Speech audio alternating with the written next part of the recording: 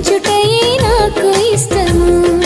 యేసయ్యా నా దైవమా, నీతో జీవించుటయే నాకు ఇష్టము.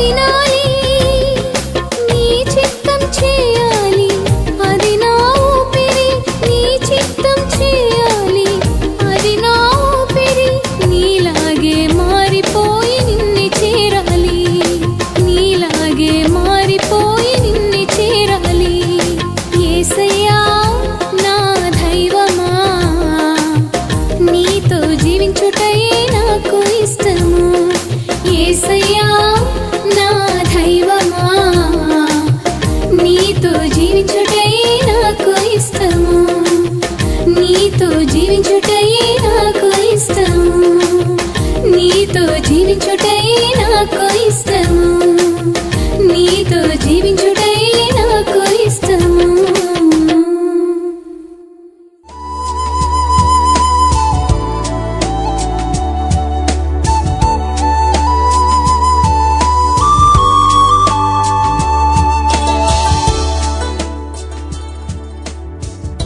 ఈ శ్రమలో అందరికీ వందనాలు. కొన్ని నిమిషాలు మనం దేవుని వాక్యాన్ని నేర్చుకుందాం. చూడండి, మత్తయి సువార్త 7వ అధ్యాయం 7వ వచనాన్ని చూద్దాం. అడుగుడి మీకు ఇయ్యబడును, వెదకుడి మీకు దొరుకును, తట్టుడి మీకు తీయబడును. అడుగు ప్రతివాడును పొందును, వెదుకువానికి దొరుకును, తట్టువానికి తీయబడును. అడుగుడి మీకు ఇవ్వబడును అని దేవుడే తన బిడ్డలకి తెలియచేస్తూ ఉన్నాడు. మనము ప్రార్థన చేస్తూ ఉంటాం. ప్రార్థన చేసేటప్పుడు ఏం జరుగుతుంది? ప్రతి వాళ్ళు కూడా దేవునికి ప్రార్థన చేస్తారు. దేవుని నమ్మిన వెంటనే ఒక క్రైస్తవుడు నేర్చుకునేది ఏంటి అంటే ప్రార్థన. దేవునితో మాట్లాడడానికి మొదలు పెడతాడు. ఎందుకంటే మనం అన్యులుగా ఉన్నప్పుడు దేవునితో మాట్లాడడము అనే విషయం తెలీదు. ఏదో దండం పెట్టుకున్నాము అనేది తెలుసు. కానీ అయితే ఒక క్రైస్తవుడికి మొట్టమొదట నేర్చుకునే అనుభవమే ఈ ప్రార్థన అనే అనుభవం. ఎప్పుడైతే మనము దేవుణ్ణి నమ్మేమో, దేవుని దగ్గరికి వచ్చామో, దేవుని దగ్గరికి వచ్చి దేవుణ్ణి నమ్మిన తర్వాత మనకి దేవునికి ఒక అవినాభావ సంబంధం ఏర్పడుతుంది. దేవుడు మనతో మాట్లాడతాడు, మనము దేవునితో మాట్లాడతాం. ఇదే క్రైస్తవుల యొక్క ప్రత్యేకత. మనం ఏదో కొన్ని సిద్ధాంతాల్ని, కొన్ని పద్ధతుల్ని, ఏవో కొన్ని ఆచారాల్ని, కొన్ని సాంప్రదాయాల్ని కలిగి లేము. ఇవి కాదు మనకి ప్రాముఖ్యమైనవి. మనము దేవుడు కలిసి మాట్లాడుకుంటాం. అదే మన జీవితాలకి ప్రాముఖ్యమైనది. మనము దేవుణ్ణి నమ్మి మనము ఏం చేస్తాము అంటే దేవునికి మొరపెడతాం, ప్రార్థనలు చేస్తాం. పరిశుద్ధ గ్రంథంలో ఉన్న భక్తులందరూ కూడా దేవునితో మాట్లాడిన వారే. దేవునితో ఎంత గొప్పగా మాట్లాడారు అంటే వాళ్ళు దేవునితో మాట్లాడినప్పుడు దేవుణ్ణి వాళ్ళని కలిసి స్నేహితులు అనుకునే అంతగా మాట్లాడారు దేవునితో. మోషేని దేవుని స్నేహితుడు అన్నారు, అబ్రహాముని దేవుని స్నేహితుడు అన్నారు. ఎందుకంటే అంత ఎక్కువగా మాట్లాడేవారు దేవునితో. యేసుక్రీస్తు ప్రభువారు కూడా శరీరధారిగా వచ్చిన దినాలలో ఆయన ఎక్కువగా ప్రార్థనలు చేసేవారు. ఎక్కువగా దేవునితో, తండ్రితో మాట్లాడుతున్నాను అని ఆయన ఉపవాసంతో దేవుని తండ్రితో మాట్లాడారు. అలాగే జాగరాలతో తండ్రితో మాట్లాడారు. ఉదయం అనగా ఇంకా చాలా చీకటి ఉండగానే మొట్టమొదటి సమయం వెళ్ళిపోయి ప్రార్థన చేసుకునేవారు. రాత్రులు చాలా రాత్రి అయిన తర్వాత కూడా రాత్రులు కూడా ప్రార్థనలో గడిపేవారు. తర్వాత మధ్యాహ్న కాల సమయంలో శిష్యుల్ని వెంట పెట్టుకుని వెళ్ళి ప్రార్థన చేసుకునేవారు. ఇక యేసుక్రీస్తు ప్రభువారు సిలువ మరణం పొందుతారు, మానవులందరి కొరకు ఆయన రక్తం చిందించాలి, తన ప్రాణాన్ని పెట్టాలి, కాబట్టి సిలువ మరణానికి వెళతాను అనగా ముందు ఆయన ఏం చేస్తున్నారు అంటే గెత్సేమనీ అనే తోటలో ప్రార్థన చేస్తూ ఉన్నారు. ప్రార్థన చేసేటప్పుడు ఎంత తీవ్రమైన ప్రార్థన అంటే మామూలు ప్రార్థన కాదు. ఆయన ప్రార్థన చేస్తూ ఉండగా ఆయన చెమట గ్రంథుల్లోండి రక్తం కారడం మొదలుపెట్టింది. అంత బలమైన ప్రార్థన చేస్తారు. హెబ్రీ గ్రంథంలో పరిశుద్ధాత్ముడు ఆయన ప్రార్థన గురించి రాస్తూ శరీరధారిగా ఉన్న దినాలలో దేవుడు మహారోదనతో కన్నీళ్లతో ప్రార్థన చేశారు అని రాస్తూ ఉన్నాడు. అంత బలమైన ప్రార్థన, అంత గొప్ప ప్రార్థన. ప్రార్థన చేసేటప్పుడు ఏం జరుగుతుంది? చాలామంది మీ దేవుడిని నమ్మేమో అంటారు కానీ ప్రార్థన చేయరు. దేవుడు కావాలి అంటారు కానీ ప్రార్థన చేయరు. దేవునితో నువ్వు మాట్లాడకపోతే, నువ్వు దేవుని సన్నిధిలో కూర్చుని ఆయనతో నీ విషయాలు చెప్పుకోకపోతే నువ్వు ఒక సరైన దేవుని బిడ్డగా జీవించలేవు. నీవు దేవుడితో మాట్లాడుతూ ఉన్నప్పుడే ఆయన నిన్ను దర్శిస్తూ ఉంటాడు, ఆయన నీకేం కావాలో అనుగ్రహిస్తూ ఉంటాడు. ఈ భూమి మీద ఉన్నప్పుడు నువ్వు ఎలా జీవించాలో అలాగ నడిపిస్తూ ఉంటాడు. కాబట్టి దేవుడితో మాట్లాడాలి. మగవాళ్ళు కూడా మాట్లాడడానికి సైకిల్ చేసి మాట్లాడతారు. ఎందుకంటే మాట్లాడకపోతే ఆ సైకిల్తో అన్న వాళ్ళు మాట్లాడకపోతే వాళ్ళు ఏమై ఉన్నారు, వాళ్ళు ఎందుకు ఉన్నారు, వాళ్ళు ఏం చేయబోతున్నారు, ఇవన్నీ అర్థం కావు. ఒక వ్యక్తికి మాటల ద్వారానే అన్నీ అర్థమవుతాయి. ఒక భార్యాభర్తలు ఉన్నారనుకోండి, ఇద్దరు ఎక్కువసేపు మాట్లాడుకుంటారు. ఎందుకోసం అంటే వాళ్ళకి ఆ బంధం ఏర్పడింది కాబట్టి ఇక అనేక విషయాలు వాళ్ళ కుటుంబంలో వాళ్ళు జీవించవలసిన విషయాలు, వాళ్ళకు కావలసిన విషయాలు అన్నీ కూడా మాట్లాడుకుంటూ ఉంటారు. పిల్లలు తల్లిదండ్రులతో మాట్లాడుతూనే ఉంటారు. అలా మాట్లాడినప్పుడే వాళ్ళకి వీళ్ళకి మధ్యన ఒక అద్భుతమైన బంధం ఏర్పడుతుంది. ఏమీ చెప్పకుండా నోరు మూసుకుని ఉంటే దానికి అర్థం లేకుండా పోతుంది. అందుకనే బైబిల్లో దేవుడు చెప్తున్నాడు, నువ్వు ప్రార్థన చేయి, నువ్వు అడుగుతేనే నీకు ఇవ్వబడుతుంది. దేవుని మనం ప్రార్థన చేసేటప్పుడు మనకి ఏం జరుగుతుంది అనేది పరిశుద్ధ గ్రంథం స్పష్టంగా తెలియజేస్తూ ఉంది. అందుకే దేవుని బిడ్డలుగా మనం ఏం చేయాలి అంటే ప్రార్థనలు చేయాలి. హల్లెలూయా, హల్లెలూయా. దేవునితో మాట్లాడడానికి మనము ఒక ప్రత్యేకమైన సమయాన్ని, స్థలాన్ని పెట్టుకోవాలి. ఈ రోజుల్లో కొందరు ఈ సెల్ ఫోన్ పట్టుకుని యవనస్తులు ఉదయం నుండి రాత్రి వరకు అది చూసుకుంటూ కాలం గడుపుతూ ఉన్నారు. మేము దేవుణ్ణి నమ్ముకున్నామంటారు, ఎప్పుడు కూడా ప్రార్థన చేయరు. మేము దేవుణ్ణి నమ్ముకున్నామంటారు కానీ ప్రార్థన చెయ్యలేని వాళ్ళు దేవుడితో ఎటువంటి సంబంధాన్ని కలిగి ఉండలేరు. కాబట్టి నీ ఉదయకాలమో మధ్యాహ్నమో రాత్రో దేవుడితో నువ్వు మాట్లాడే ఒక ప్రత్యేక సమయాన్ని, స్థలాన్ని కలిగి ఉండాలి. దేవునికి స్తోత్రం, హల్లెలూయా. అలాగా నీవు కూర్చొని దేవునితో మాట్లాడే వ్యక్తివైతే అప్పుడు దేవుడు నీకు ఏం చేస్తాడో అది నీకు అర్థమైపోతుంది. నీ కొరకు ఆయన ఏం చేస్తాడో తెలుస్తుంది, ఆయన ఇంకా ఏం చేయబోతున్నాడో తెలుస్తుంది, ఆయన నడిపింపు నీకు తెలుస్తుంది, ఆయన కాపుదల నీకు తెలుస్తుంది. దేవుడికి మనం మొరపెట్టే సమయంలో, దేవుడు మన మొరలు ఆలకించే సమయంలో జరిగే గొప్ప కార్యాలు పరిశుద్ధ గ్రంథములు అనేకంగా మనకి కనబడతా ఉన్నాయి. చూడండి, ఆ కింద వచనాన్ని చూస్తే 11వ వచనం చదవండి. దేవుడు ఏం చేస్తాడో. మీరు చెడ్డవారయ్యుండియు మీ పిల్లలకు మంచి ఈవులను నివ్వని ఎరిగి ఉండగా పరలోకమందున్న మీ తండ్రి తన అడుగు వారికి అంతకంటే ఎంతో నిశ్చయముగా మంచి ఈవులనిచ్చును. హల్లెలూయా. చూడండి, నువ్వు ప్రార్థన చేస్తూ ఉండగా, నువ్వు అడుగుతూ ఉండగా ఏం జరుగుతుంది అంటే మంచి ఈవులతో నువ్వు నింపబడతావు. హల్లెలూయా. ప్రార్థన చేసేవాళ్ళు దీవెనది. చాలామంది ప్రార్థన చేయరు కాబట్టి అనేక చీకటి జీవితాల్లో పడిపోతూ ఉంటారు, తప్పుడులో పడిపోతూ ఉంటారు, బలహీనమైపోతూ ఉంటారు. కారణం ఏంటి అంటే వాళ్ళు దేవునికి మొరపెట్టారు కాబట్టి వాళ్ళకి దేవుడిచ్చే ఆ మంచి ఈవులు వాళ్ళ దగ్గరికి రావు కాబట్టి చెడ్డ వాటిని వాళ్ళు పొందుకుంటారు, మంచి శ్రేష్టమైన వాటిని పొందుకోకుండానే ఆగిపోతారు.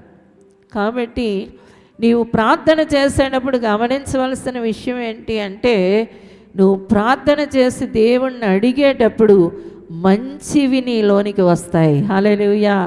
నీలోకి మంచి ఈవులు రావాలన్నా, నీ కుటుంబంలోకి మంచి ఈవులు రావాలన్నా దానికి ఏం కావాలి చెప్పండి? ప్రార్థన కావాలి.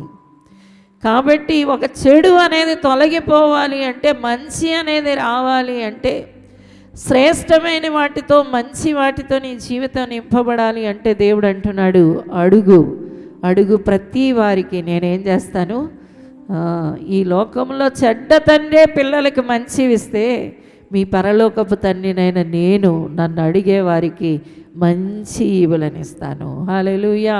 ప్రార్థన చేసేవాళ్ళు ఎప్పుడూ కూడా, అది ఉదయకాలమే లేచి ప్రార్థన కానివ్వండి, ఉపవాసంతో ప్రార్థన కానివ్వండి, రాత్రంతా జాగరంతో ప్రార్థన కానివ్వండి, వ్యక్తిగత ప్రార్థన కానివ్వండి, లేకపోతే నీ కుటుంబంతో కలిసి ప్రార్థన కానివ్వండి, సంఘంతో కలిసి ప్రార్థన కానివ్వండి, మంచి ఈవులు దొరుకుతాయి. హల్లెలూయా. మంచి ఈవులు దొరకాలంటే ఏం చేయాలి చెప్పండి? దేవునికి ప్రార్థనలు చేయాలి. ప్రార్థన చేసే వాళ్ళందరూ శ్రేష్టమైనవి పొందుకుంటారు, మంచిది పొందుకుంటారు. అన్నిటిలో మంచి వాటిని దేవుని నుండి పొందుకోగలుగుతారు. దేవుని నుండి మనం మంచి వాటిని పొందాలి అంటే దేవునికి ఏం చేయాలి చెప్పండి? ప్రార్థనలు చేయాలి. అందుకనే చూడండి, ఇర్మియా గ్రంథం 33వ అధ్యాయం 2వ వచనాన్ని చదువుదాం.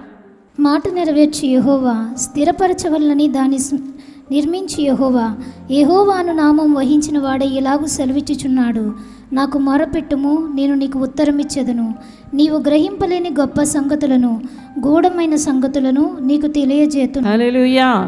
నువ్వు మొరపెట్టే సమయంలో నేను నీకు జవాబిస్తూ ఉంటాను. నువ్వు ప్రార్థన చేసే సమయంలో నేను నిన్ను ముట్టుకుంటాను, నిన్ను తాకుతాను, నిన్ను దర్శిస్తాను. అంతేకాదు, నీకు తెలియని గూఢమైన సంగతులు, గొప్ప సంగతులు కూడా నీకు తెలియజేస్తాను అంటున్నాడు. ప్రార్థనా గదిలో ఇలాంటి అద్భుతాలు జరుగుతూ ఉంటాయి. నువ్వు దేవునికి ప్రార్థన చేసే సమయం అంతటిలో నువ్వు శ్రేష్టమైన ఈవులన్నీ కూడా నీ లోపలికి వస్తూ ఉంటాయి. శ్రేష్టమైన బుద్ధి జ్ఞానాలు వస్తూ ఉంటాయి, మంచి మనసు వస్తూ ఉంటుంది, మంచి హృదయం, మంచి ఆలోచనలు, మంచి తలంపులు అన్నీ కూడా మంచిగా శ్రేష్టమైనవిగా ఉండే వాటిని కేవలం దేని ద్వారా పొందుకోగలరు అంటే ప్రార్థన ద్వారా పొందుకోగలరు. తర్వాత చూడండి, మనం దానియేలు గ్రంథం 2వ అధ్యాయం 22వ వచనాన్ని చూద్దాం. ఆయన మరుగు మాటలను మర్మములను బయలుపరచును, అంధకారంలోని సంగతులు ఆయనకు తెలియను. హల్లెలూయా.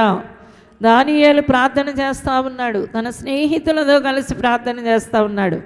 ప్రార్థన చేసిన కొంతసేపటికే దేవుని వెలుగు అతన్ని నింపింది. అతనికి రాజుగారికి వచ్చిన కళ తనకు తెలిసిపోతూ ఉంది, అంతేకాదు దాని భావం కూడా తెలిసిపోతూ ఉంది.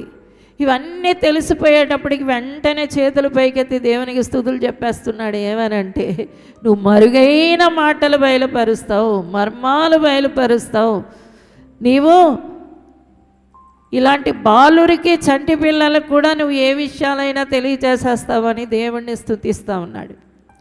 కారణం ఏంటి అంటే అతడు స్నేహితులతో కలిసి ప్రార్థనలు చేస్తున్నాడు కాబట్టి అతడు శ్రేష్టమైన విషయాలు తెలుసుకోగలుగుతున్నాడు. మొత్తం ఆ ఊరిలో ఉన్న శాస్త్రజ్ఞులందరూ చేతులు పైకెత్తేశారు, మాంత్రికులందరూ చేతులు పైకెత్తేశారు. రాజుగారు కళ చెప్తేనే మేము భావం చెప్తామంటున్నారు. ఈ వ్యక్తి అయితే నేను ప్రార్థన చేస్తాను, దేవుడు నాకు తెలియజేస్తాడు, నేను నీకు చెప్తాను అంటున్నాడు. హల్లెలూయా. అందుకని రాజుగారు ఆయనకి దండలేస్తుంటే, రాజా ఇది దేవుడిచ్చిన సంగతి, ఇది నా వల్ల కలిగింది కాదు. దేవుడికి ప్రార్థన చేసినప్పుడు ఆయన ఏం చేశాడు అంటే ఈ విషయాన్ని బయలుపరిచాడు. కాబట్టి దేవుని బిడ్డలారా, ఎప్పుడు కూడా మీరు ప్రార్థన చేస్తున్నప్పుడే నేను మంచి ఈవులను పొందుకుంటాను అని గ్రహించాలి. చూడండి, యాకోబు పత్రిక 1వ అధ్యాయం 17వ వచనం చూద్దాం. శ్రేష్టమైన ప్రతి ఈవియు సంపూర్ణమైన ప్రతి వరమును పరసంబంధమైనదై జ్యోతిర్మయుడకు తండ్రి యొద్ద నుండి వచ్చును. శ్రేష్టమైన ప్రతి ఈవి, సంపూర్ణమైన ప్రతి వరం కూడా ఎక్కడొస్తుందట? పరసంబంధమైనదై జ్యోతిర్మయుడకు తండ్రి నుండి వస్తుంది. నీకు మంచి ఈవులు కావాలంటే, నీ హృదయం, నీ మనస్సు, నీ బుద్ధి అన్నీ మంచిగా మారిపోవాలంటే, మంచివన్నీ నీ లోపలికి రావాలి అంటే ప్రార్థన ఒక్కటే మార్గం. కాబట్టి దేవుని బిడ్డలారా, ప్రార్థన చేయడానికి మీ మనస్సు నిలుపుకోండి, ప్రార్థన చేయడానికి ప్రయత్నం చేయండి, ప్రార్థన చేయడానికి వంగండి, ప్రార్థన ఎక్కువ సమయం చేయాలని ఆశపడండి. అలా ఆశపడుతున్నప్పుడు మీరు మంచి ఈవులను పొందుకుంటారు, మంచి ఆరోగ్యం. అందరూ అంటూ ఉంటారు, నాకు ముందు ఇది తగిలిస్తారు, నాకు మంచి భర్త కావాలండి, మంచి భార్య కావాలండి, మంచి ఇల్లు కావాలండి, మా పిల్లలు మంచిగా చదువుకోవాలండి. ముందు ప్రతి వాళ్ళు ఏమంటారు? మంచి కావాలి అంటారు, కానీ పొందుకోలేరు కొంతమంది. కానీ అందరి కోరిక ఏంటంటే మంచి వాటిని పొందాలని. దేవుడు అంటున్నాడు, నువ్వు ప్రార్థన చేసే దేవుని బిడ్డవైతే నీకన్నీ కూడా మంచిగా దొరుకుతాయి. హల్లెలూయా, హల్లెలూయా. నువ్వు ప్రార్థన చేసేటప్పుడే మంచి వాటిని అనుభవించేలాగా దేవుడు నిన్ను దీవిస్తూ ఉంటాడు. ఆ సమయమే అద్భుత సమయం. నువ్వు అడిగేటప్పుడు మంచి ఈవులతో దేవునికి ప్రార్థన చేసే సమయంలో దేవుడు మంచి ఈవులను ఇస్తుంటాడు. హల్లెలూయా. కాబట్టి నేను అనేక సార్లు చెప్తా ఉంటాను, ప్రార్థన చేసేటప్పుడు ఏ అంశం పెట్టద్దని. ప్రభువా ఇది కావాలి కానీ నీకే అప్పగిస్తున్నానని. ఎందుకంటే ఆయన ఏమిచ్చినా కూడా నీకు మంచి ఈవులు ఇస్తాడు. హల్లెలూయా. మంచి ఇల్లు ఇస్తాడు, మంచి కుటుంబాన్ని ఇస్తాడు. ఏదైనా కూడా ఆయన అంటున్నాడు, నేను ప్రార్థన చేసేవాళ్ళు, మొర్రపెట్టే వాళ్ళకి మంచి ఈవులను దేవుని యొద్ద నుండి పొందుకుంటారు. కాబట్టి నీ ప్రార్థన చేసే సమయం నువ్వు గుర్తించాలి. ఏదో మాట్లాడేసుకుంటున్నాను, నాకు నేనే మాట్లాడేసుకుంటున్నాను, దేవుడు ఎక్కడో ఉన్నాడు, నేను ఎక్కడో ఉన్నాను, ప్రభు చిన్న ప్రార్థన చేసి చాలే అని సరిపెట్టకుండా వెళ్ళిపోతూ ఉంటారు. నువ్వు ఎంత ఎక్కువ ప్రార్థన చేస్తావో అంత మంచి ఈవులతో దేవుడు నీ జీవితాన్ని పరిపూర్ణంగా నింపగలుగుతాడు. దేవునికి స్తోత్రం. హల్లెలూయా. తర్వాత చూడండి, యోహాను సువార్త 16వ అధ్యాయం 24వ వచనాన్ని చూద్దాం. ఇదివరకు మీరేమీ నా పేరట అడగలేదు, మీ సంతోషము పరిపూర్ణమగునట్లు అడుగుడి, మీకు దొరుకును. మీ సంతోషం పరిపూర్ణమవడానికి అడగండి అంటున్నాను. నేను ఎందుకు అడగమంటున్నాను? నేను ఎందుకు ప్రార్థన చేయండి అంటున్నాను? నేను ఎందుకు మొరపెట్టమంటున్నాను అంటే మీ సంతోషం పరిపూర్ణం అవ్వాలి. మీరు బాగా నవ్వుతూ ఉండాలి, ఎప్పుడూ మీరు హృదయానందంతో ఉండాలి, ఎప్పుడు చూసినా మీ గుండె ఉప్పొంగుతూ ఉండాలి. అందుకనే నేను మిమ్మల్ని ప్రార్థన చేయండి అంటున్నాను. అందుకనే నేను మిమ్మల్ని అడగండి అని చెప్తున్నాను. ఎందుకు అడగాలి అంటే మీరు నన్ను ప్రార్థన చేస్తూ ఉన్నప్పుడు మీకు మంచి ఈవులు దొరకడమే కాదు, మీకు సంతోషం కూడా దొరుకుతుంది అని దేవుడు చెప్తున్నాడు. హల్లెలూయా, హల్లెలూయా. నిజమే, సంతోషం కొరకు చాలామంది ప్రయత్నాలు చేస్తూ ఉంటారు. కానీ ఎన్ని ప్రయత్నాలు చేసినా ఆ 1 గంట 2 గంటలు నవ్వుకుంటారేమో, కానీ తర్వాత గుండంత బరువుతో భారంతో నిండిపోతారు. కానీ దేవుడు అంటున్నాడు, నువ్వు ఎల్లప్పుడూ సంతోషించేలాగా ఒక పరిపూర్ణమైన సంతోషాన్ని పొందాలి అంటే అది ఎవరికి దొరుకుతుంది అంటే ప్రార్థించే వాళ్ళకే దొరుకుతుంది. హల్లెలూయా. ప్రార్థించే వాళ్ళే పొందుకోగలుగుతారు. మిగిలిన వాళ్ళు ఎవ్వరు కూడా అంత సంతోషాన్ని పొందుకోలేరు. ఎన్నున్నా కూడా కొండ మీద కోతినే దింపచ్చు, బాగా ధనం ఉందండి అని చెప్పచ్చు, బాగా పేరు ప్రఖ్యాతులు ఉన్నాయండి అని చెప్పచ్చు, ఎన్నో పదవులు ఉన్నాయని చెప్పచ్చు, లేకపోతే ఎంతోమంది బంధు బలగాలు ఉన్నాయండి అని చెప్పచ్చు. కానీ ఒక పరిపూర్ణమైన సంతోషాన్ని ఎవ్వరు కూడా ఈ లోకంలో అనుభవించలేరు. ప్రార్థన చేసే భక్తులు ఆ పరిపూర్ణమైన సంతోషాన్ని అనుభవించగలుగుతారు. హల్లెలూయా. ఇది ఎవరు చెప్పిన మాట అంటే దేవాది దేవుడు తన నోరారా చెప్తున్న మాట. మీ సంతోషాన్ని నేను పరిపూర్ణం చేయాలనుకుంటున్నాను. ఏదో ఒక గంట సంతోషించడం కాదు, ఒక రోజు సంతోషించడం కాదు, ఎప్పుడూ సంతోషంగా ఉండేలాగా మిమ్మల్ని దీవించాలనుకుంటున్నాను. అది ఎలా జరుగుతుంది అంటే ప్రార్థన ద్వారా జరుగుతుంది. శుద్ధమైన తండ్రి, నమ్మకమైన మా దేవా, నీకు వందనాలయ్యా. నీకు మొరపెట్టు వారందరికీ నువ్వు సమీపంగా ఉన్నావు ప్రభా, సమీపంగా ఉన్నావు ప్రభా. ఈ కృతజ్ఞతలు చెల్లిస్తున్నాం తండ్రి. ఈ సన్నిధిలో ఎవరైతే మొరపెట్టేవారిగా, ఈ పాదాల దగ్గర కూర్చునేవారిగా, అయ్యా నీ వైపు చూసేవారిగా, నిన్ను స్తుతించేవారిగా, నీతో మాట్లాడేవారిగా, ముచ్చటించేవారిగా, వారి సమయాన్ని ప్రతిదినం కొంత ఇవ్వడానికి ఇష్టపడుతున్న నీ బిడ్డలను బట్టి నీకు వందనాలు చెల్లిస్తున్నాను. అయ్యా తండ్రి, వాక్యం వింటున్న ప్రతి బిడ్డకెట్టి దీవెన దయచేయండి అయ్యా. ప్రార్థనలో కట్టబెడుదురుగాక, ప్రార్థనాత్మ చేత నింపబడుదురుగాక, నీకు ప్రార్థన చేయాలి అనే ఆశ వారిలో రగులునుగాక, ఆ మంట అందరిలో పుట్టనుగాక. ప్రార్థనకు వచ్చే అడ్డులు, అడ్డంకాలు, అభ్యంతరాలు యేసునామమున కొట్టివేయబడునుగాక. నీ యొద్ద అడగడానికి నీ బిడ్డల్ని బలపరచండి అయ్యా. నీ ఆత్మ చేత నడిపించండి నాయన. నీ ఆత్మాభిషేకాన్ని క్రమరించండి నాన్న. ప్రార్థనా విజయాలు నీ బిడ్డలు పొందుకొందురుగాక, ప్రార్థనా విజయాలు పొందుకొందురుగాక. ఆశీర్వదించండి నాయన. అయ్యా ప్రార్థన చేయలేని వాళ్ళు ఎన్ని నష్టపోతున్నారో గ్రహించి ఇక నుండైనా ప్రార్థనలో కట్టుకోవడానికి ప్రతి బిడ్డని బలపరచినందుకు వందనాలయ్యా.